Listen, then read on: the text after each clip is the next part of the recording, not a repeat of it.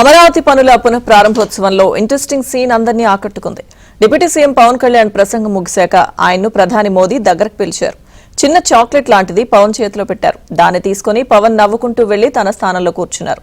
అయితే పవన్ కు ప్రధాని ఇచ్చిందేంటన్నది ఆసక్తి నెలకొన్నది.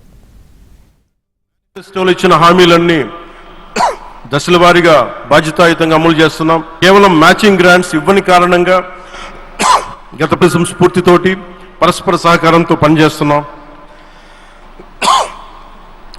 మేనిఫెస్టోలో ఇచ్చిన హామీలన్నీ దశల వారీగా బాధ్యతాయుతంగా అమలు చేస్తున్నాం. కేవలం మ్యాచింగ్ గ్రాంట్స్ ఇవ్వని కారణంగా గత ప్రభుత్వం స్ఫూర్తితోటి పరస్పర సహకారంతో పనిచేస్తున్నాం. అంతకుముందు పవన్ ప్రసంగం సమయంలో 3-4 సార్లు దగ్గారు. పవన్ గొంతులో ఇబ్బంది ఉన్నట్లు గ్రహించి ప్రసంగం ముగియగానే ప్రధాని పిలిచి విక్స్ లాంటిది ఇచ్చినట్లు ప్రచారం జరుగుతోంది.